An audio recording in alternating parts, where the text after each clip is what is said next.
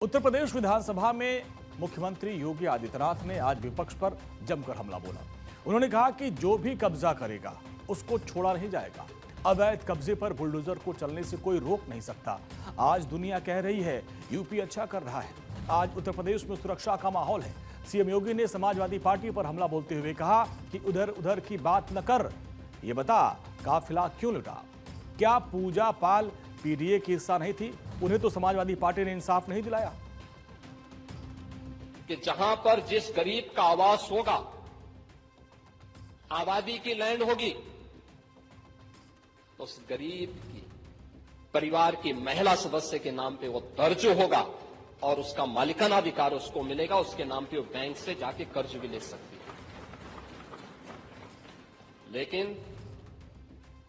लेकिन अगर उस आबादी की लैंड पर या किसी सरकारी लैंड पर कोई माफिया कब्जा करके जबरदस्ती उसको मॉल बना करके या कोई वसूली का अड्डा बना करके उसके माध्यम से अनैतिक और अवैध गतिविधियों का संचालन करके कोई छांगुर जैसा व्यक्ति वहां पे अनैतिक गतिविधियों का संचालन करेगा तो उसमें बुलडोजर भी चलेगा, उसको भी कोई रोक नहीं सकता। विधानसभा में आज सीएम योगी ने हुंकार भरी और कहा कि 2017 से पहले उत्तर प्रदेश के बारे में लोगों की सोच बहुत अच्छी नहीं थी।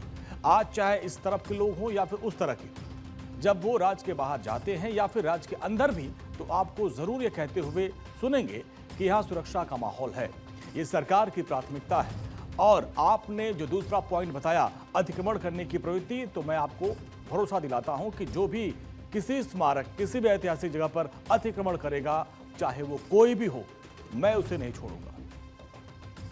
मुख्यमंत्री योगी आदित्यनाथ ने विधानसभा में जो बड़ी बात कही वो आपको बताते हैं। उन्होंने कहा कि जो भी कब्जा करेगा उसे नहीं छोड़ूंगा। अवैध कब्जे पर बुलडोजर को चलने से कोई रोक नहीं सकता।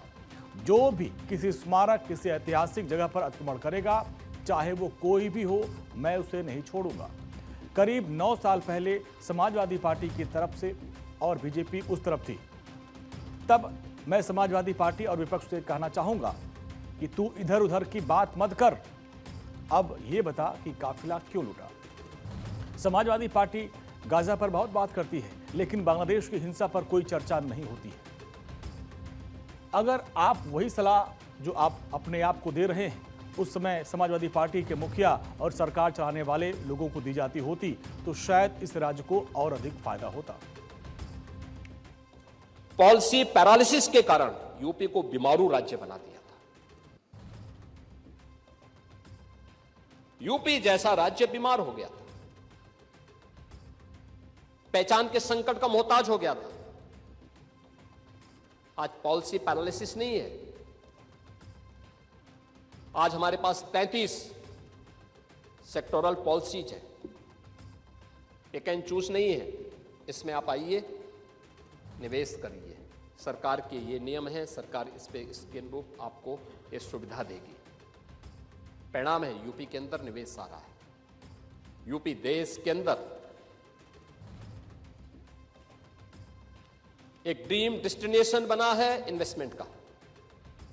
इसके परिणाम स्वरूप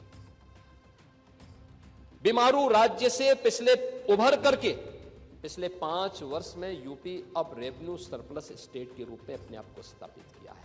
और जितना यूपी प्रोग्रेस किया है, आज देश के अंदर आर्थिक स्थिति में अन्य राज्यों की स्थिति यूपी से उतनी अच्छी नहीं जितनी यूपी आज है। मुख्यमंत्री योगी आदित्यनाथ ने इस दौरान विपक्ष पर भी जोरदार हमला किया और कहा कि गाजा के मुद्दे पर तो कैंडल मार्च निकालते हैं, लेकिन पाकिस्तान, बांग्लादेश में हिंदू मारा जाता है तो आपका मुंह बंद हो जाता है। मरने वाला हिंदू है, इसलिए आप नहीं बोलेंगे, बल्कि आपके लोगों को अब निंदा प्रस्ताव लाना चाहिए। देखो, बांग्लादेश में एक दलित नौजवान को कैसे जला दिया गया। आप लोग गाजा पट्टी में होने वाले किसी भी उस पर आंसू बहाते हैं, लेकिन आपकी जवान से एक शब्द नहीं निकल रहा है, क्योंकि एक दलित नौजवान मारा गया बांग्लादेश में। और उस नौजवान के मरने पर आपकी जवानी सिल चुकी है, क्योंकि आप उसको केवल वोट बैंक के रूप में इस्तेमाल करते हैं। ये राजनीति नहीं है पांडे जी, ये राजनीति नहीं है, ये वो सच्चाई है जो आपकी तुष्टीकरण की नीति है, जिसके कारण बांग्लादेश बना है। अगर बांग्लादेश पाकिस्तान नहीं बना होता, इस तरीके से हिंदू नहीं जलाया होता, और जलाता तो फिर उसकी क्या दुर्गति होती या वह भी जानता। ये सुरक्षा की गारंटी। सदन में मुख्यमंत्री योगी आदित्यनाथ ने बांग्लादेश हिंसा और एक हिंदू युवक की मौत के मामले को उठाया, और इस दौरान नेता प्रतिपक्ष माता प्रसाद से भी उन्होंने कहा कि नोट करके रख लीजिए, याद रखिएगा जब बांग्लादेशी और रोहिंग्या को यहां से निकालेंगे तो उनके समर्थन में मत आना। बहुत से बांग्लादेशियों के आधार कार्ड आप लोगों ने बनवाने का पाप किया है, और बहुत प्रभावी कार्रवाई हम करेंगे, और हमारे ही देश में रहकर और हमारे ही लोगों के खिलाफ अपराध, और वहां हिंदू निर्दोष सिखों के साथ अत्याचार हो रहा है। निंदा प्रस्ताव पारित होना चाहिए, और ये प्रस्ताव नेता विरोधी दल की तरफ से आना चाहिए।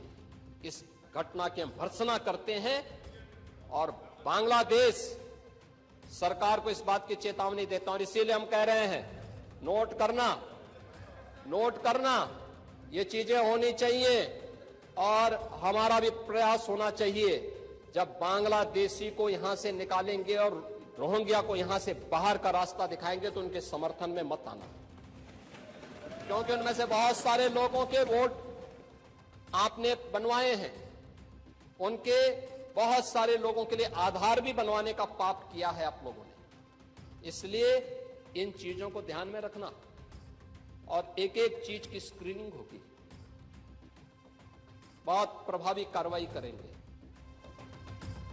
विधानसभा के शीतकालीन सत्र के दौरान मुख्यमंत्री योगी आदित्यनाथ ने प्रदेश के विकास कार्यों के बारे में भी बताया, और कहा कि आज 16 एयरपोर्ट चालू है, जिनमें से 4 इंटरनेशनल हैं, और 5वां इंटरनेशनल एयरपोर्ट जो भारत का सबसे बड़ा होगा, अगले महीने जेवर में नोएडा में इंटरनेशनल एयरपोर्ट के तौर पर चालू होने वाला है।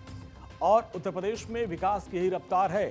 सीएम योगी ने कहा कि 2017 से पहले यूपी में 1.5 एक्सप्रेसवे थे, और आज उत्तर प्रदेश में 21 एक्सप्रेसवे हैं, और सभी 22 पूरे हो जाते हैं तो अकेले उत्तर प्रदेश में देश के 60% एक्सप्रेसवे हो जाएंगे।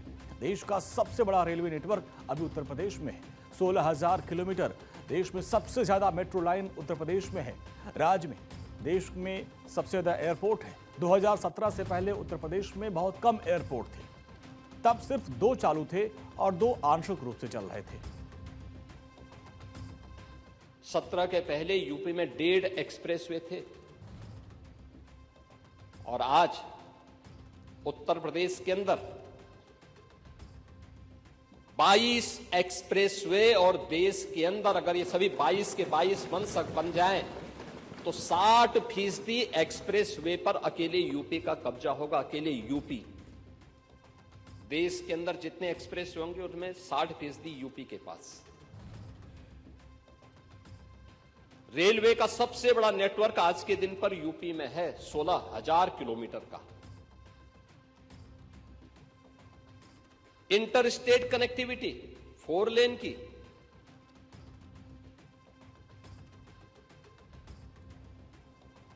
मेट्रो सिटी यूपी, देश के अंदर सबसे अधिक मेट्रो यूपी के अंदर।